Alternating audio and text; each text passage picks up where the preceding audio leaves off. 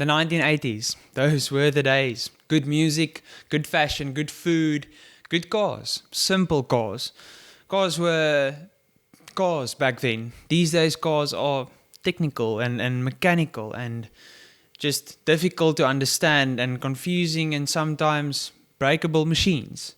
You know, they are tools more than which they were in the 1980s. In the 1980s, a car would come out with aircon or suspension or a cassette player or roll-up windows because cars didn't have windows before the 1980s. These days, cars come out with active suspension, radar cruise control, hybrid technology. These are the type of times we live in. Your common first car now has 56 airbags and 6 voice control commands which tells you where to go or what to do or which song you'd like to play on your Spotify playlist. Which is cars in the 1980s were basically 4 wheels, a steering wheel and 3 pedals, or sometimes 2 though. But they were much simpler. They were used for utilitarian reasons. They were not just this comfortable and pleasant, luxurious machine. They were actually just cars. So I'd like to go through a list of cars which I compiled, which were your typical first car in the 1980s. This was cars that maybe it was released in the 1980s, cars released much earlier that people still bought as their first car. Student car, young adult car, first work car, whatever it may be, however it may look like. This was the typical first cars in the 1980s. So the first one is actually something that is known for its sportier version, and it's the Peugeot 205, but not the GTI. The GTI was a bit too expensive and only came a bit later on for the 1980s, but bear with me. The normal 205 was still regarded as one of the greatest hot hatches, or just hatchbacks in general, for that era. It was released with a 1.1 litre, 37 kilowatt and an astonishing 84 newton meters of torque engine. Also called the suitcase engine, probably because it was so small, inline 4 aluminium block. This is the type of stuff we're talking about. Now, build quality inside was improving from previous Peugeots like the 106. Usually cars of this era wasn't known for their build quality. The interior especially would fall apart if you would sneeze the wrong way, or windows would fall out if you maybe looked at it the wrong way. So build quality wasn't amazing. But these cars were so fun to drive because there was no limiting factors. There were no WLTP filters, particulate filter stuff trying to, save the polar bears. But I'm still for the polar bears. But I'm just saying like cars maybe were a bit more enjoyable, had a bit more character because there was just nothing restricting it. Your A-pillar, which is basically the pillar between your side window and your front window. I can't remember why. Anyway. Those A-pillars were basically as thick as a child's forearm, which these days are not in any way within regulations and safety rules and regulations, which is probably good. But those days cars weren't like mini tanks, Those days cars were just 4 wheels and a steering wheel, as I said. So build quality was amazing. Interesting about the 205, getting back to it. It weighs 780 kilograms, which is extremely light, and it still took 17 seconds from 0 to 100 kilometers an hour.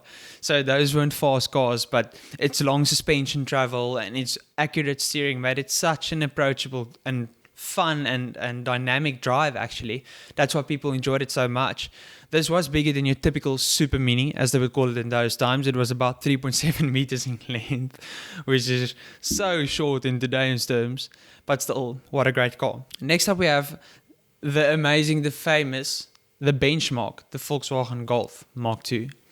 So the Golf Mark II was, as I said, the benchmark, the one who basically paved the way for what our hatchback should be. From the Mark I even, the Golf established itself as top dog, the one to beat in the market. Typical like the Porsche 911 for the sports cars, the Golf was for the hatchbacks, mainly because it was a kannidood in Afrikaans, which means it can't die. The engine is unbreakable. The interior is really, really solid and of good quality.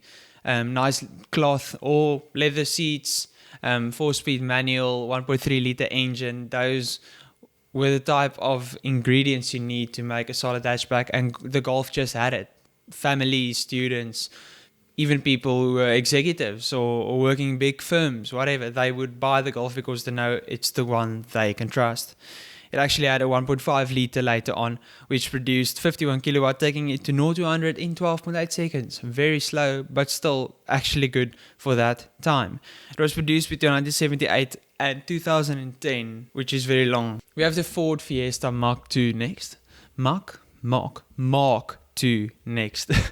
The Ford Fiesta is today commonly known as one of the most famous and one of the most popular first cars. And interesting why I say popular, one of the model names, typical like GLE, GLX or whatever, one of the model names for the Ford Fiesta in that time was the Popular and the Popular X, or the Popular L, I think, which was interesting. It was produced between 1983 and 89, so also very much 80s car.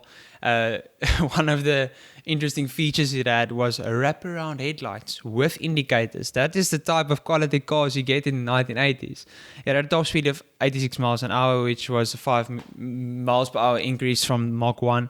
Another interesting stat is that it actually featured seatbelt for rear seats. This is the type of features you get on a new car in the 1980s. Seatbelts for the rear seats. And of course, the first diesel Fiesta was introduced in this generation. Point being, it was a lovely looking car, very well driving car. Even though it was American, it was actually, built very well. They sold about 1.5 million units, which was good enough to make it what it is today. There were about 17 million Fiestas in total that rolled off the production line up until a few years ago, so it just goes to show how popular this car is. Next up, the Fiat Uno.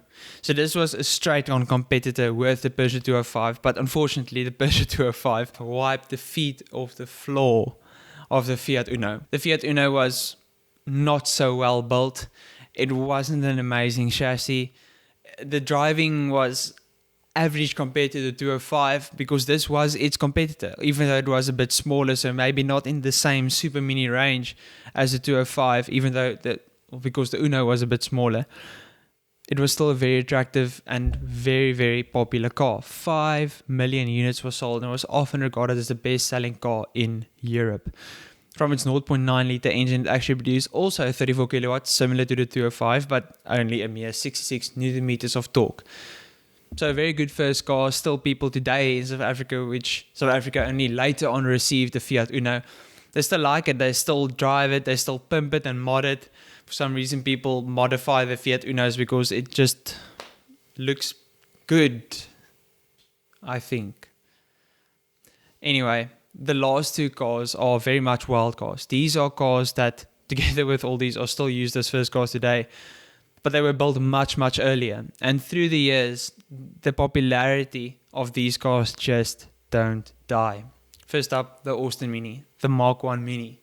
I don't have to tell you much about this car because you don't really care. It looks cute, it drives well, it's just an awesome looking car that represents so much fun and good driving experiences, and you often make a connection with love movies, rom-coms, whatever. But this car is actually mechanically a miracle. It was regarded as one of the cars that united the different classes. So even if you were loaded and you worked as an executive for such a firm, whatever, you'd still buy the Mini. The thing about the Mini is there was a lot of clubs catering for it. So as soon as you bought a Mini, you were invited into those clubs. This was social events. It gave you clout, as the kids say these days. But it was a very mechanically well-built car. Yes, there are a lot of problems with these cars, especially if you buy one of them now, and some of them were restored very badly. But it was actually very easy to fix, very easy to repair, and quite reliable. Even though it had next to zero power, I think it actually had, it had a 0.85 engine. Later on became the 1.1 and 1.3. There were a few, but the 0.85, which is one of the most sought after Mark I Minis, actually had 25 kilowatt and 60 newton meters of torque. And it took 32 seconds from 0 to 100 kilometers an hour. That's an eternity, just to give you an idea. Your typical Golf 1 liter Golf does it in what I'd say 7 seconds these days. So yeah, very, very slow, but very cute. And of course, minis are cult vehicles. People are so passionate about it, and they go racing with it, and they modify it, and they restore it, and they still drive today. Typically known also for Mr. Bean. That is where you first probably saw the Mini. But yes, very popular cars and still used as first cars even today. And the next car, which is also used as first car today, is the Volkswagen Beetle. The original people's car. So Volkswagen in Dutch or German actually means the people's car, if you didn't know. And the Volkswagen Beetle was actually commissioned by the Führer himself, Adolf Hitler. He wanted to build a car that was economical, family friendly, that he could use and people could use for autobahns, which he would build. And well, it became one of the best selling cars about ever. About 21.5 million was sold over the years. And Volkswagen even decided to build new versions of Beetles, which didn't do as well because it was basically a Barbie car. But what's so special about the Beetle is actually it was made by the one and only Ferdinand Porsche, the founder of Porsche itself. So the GT3 RS, the GT3, the GT2 RS, all the great Porsches you have today made their offspring from the Volkswagen Beetle.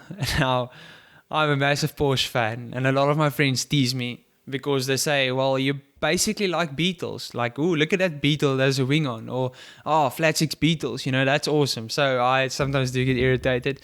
But you can't deny the fact that this car is a legend. The 1200 and the 1300 was sold between 57 and 2003. And it had about 30 kilowatt from the 1.2, 88 newton meters, flat 4. This flat 4 actually became the engine that was used as the beach buggy. Your typical beach buggy these days have Beetle engines, Beetle clutches, Beetle internals, because that's where it came from. And it actually took 35 seconds from 0 to 100.